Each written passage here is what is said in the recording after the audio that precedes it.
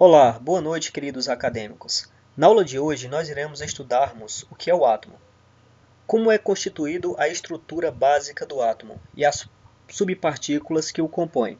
Bom, para início de conversa, iremos situá-los aqui a respeito das primeiras subpartículas atômicas até então descobertas pela ciência. Bom, o átomo em si ele é constituído basicamente por três subpartículas atômicas. São elas os prótons, os nêutrons e os elétrons. Os prótons, os nêutrons e os elétrons possuem características intrínsecas e peculiares que os diferenciam um diretamente do outro. A propriedade básica do próton é que ele possui uma carga elétrica positiva. A propriedade básica do nêutron é que ele não possui carga elétrica. Ele é eletricamente nêutron. Os elétrons possuem carga elétrica negativa. Então, prótons possuem cargas positivas, nêutrons possuem cargas. Pessoal, nêutrons não possuem cargas. Os nêutrons são eletricamente nêutrons. Os elétrons possuem carga negativa. E como é dada essa distribuição dessas subpartículas pela estrutura do nosso modelo atômico? Bem, os prótons eles ficam no centro ou núcleo, tá ok? Melhor convencionarmos a utilizarmos a palavra núcleo atômico. Os prótons eles ficam no núcleo atômico. Como podemos ver, ele possui carga positiva aqui, ó. Próton possui carga positiva. Os nêutrons eles ficam também no núcleo atômico. Porém, ele não interfere na carga atômica. Por quê? Porque eletricamente ele é nêutron, não possui carga. E os elétrons, eles ficam em uma região em torno do núcleo atômico, numa região que podemos denominar de eletrosfera, ok? Os prótons possuem carga positiva, nêutrons não possuem carga e os elétrons possuem cargas negativas, ok? Ao adicionar essas três partículas subatômicas aqui inicialmente, que são prótons, nêutrons e elétrons, o que é que acontece?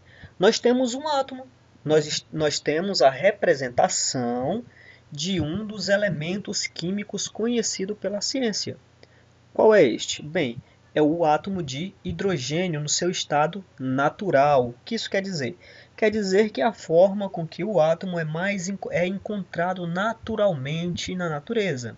Ou seja, ele não possui nem carga positiva e nem carga negativa. Ele está eletricamente neutro, não está excitado. Ele encontra-se no seu estado natural. Ok? Se eu adicionar mais um próton, o que acontece?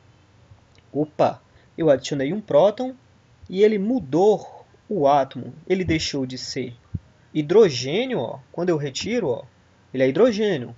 Quando eu coloco, ele vira o átomo de hélio. Porém, ele é um átomo de hélio só que positivo. Ele é um íon catiônico positivo. Então, ele precisa de um elétron para tornar-se eletricamente neutro. Tá ok? Ó, como nós podemos ver aqui na carga, nós temos duas cargas positivas, correspondente aos prótons que foram inseridos, 2 prótons, e duas cargas negativas, correspondente aos 2 elétrons que foram adicionados. Já o nêutron não possui carga elétrica, então ele não interfere na carga elétrica. Ok, pessoal? Mas então, espere aí. Se eu adicionar mais um nêutron, bom, o átomo ele permanece igual. Se eu adicionar mais um elétron, bom, o nosso átomo ele mudou, não é? Ele permanece o mesmo elemento químico, porém, ele é um elemento químico um pouco diferente do estado natural. Ele não está no seu estado natural. Ele é um íon. Ele é um íon aniônico de carga negativa, porque ele tem uma quantidade de elétrons a mais do que a quantidade de prótons, ou seja, ele possui maior carga negativa do que carga positiva. Então, eletricamente, este átomo ele não está neutro. Ele é um íon aniônico, de carga negativa, ok? Mas espera aí, se eu adicionar um próton, opa, espera aí, o que é que eu posso analisar? Bem, quando eu alterei os nêutrons, o átomo ele permaneceu o mesmo elemento. Quando eu alterei os elétrons, ele permaneceu o mesmo elemento, porém variou apenas a sua carga, ok? Mas quando eu adicionei o próton, ele deixou de ser o átomo de hélio e passou a ser o átomo de lítio, que é um metal. Opa, então quer dizer que o nosso átomo ele deixa de ser um gás e quando eu adiciono outro próton, ele passa a ser um metal. Isso mesmo, pessoal. É isso aí. Quando adicionamos prótons no núcleo atômico, ele altera diretamente a propriedade básica do átomo, sendo que este átomo passa a ser um átomo diferente. Os prótons, eles são a identidade do elemento químico, ou seja, conforme eu altere a quantidade de prótons, eu altero o tipo de átomo, ok?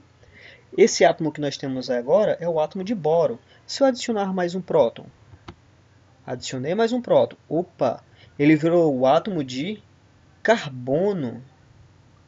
Isso mesmo. Então isso quer dizer o quê?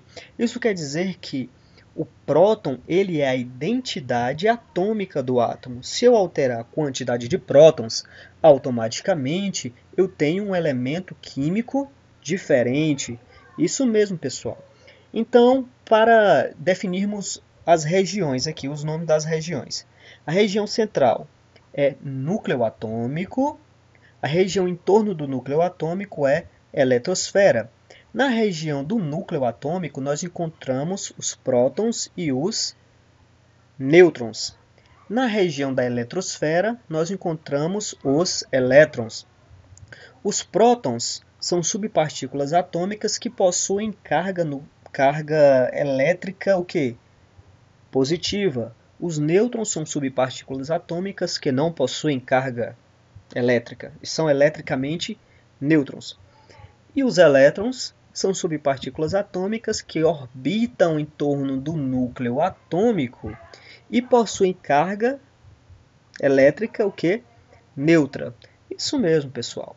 Então, pessoal, basicamente é isso aí. A nossa aula de hoje, ela deu-se a entender de como seria uma estrutura atômica, de como seria montado um átomo.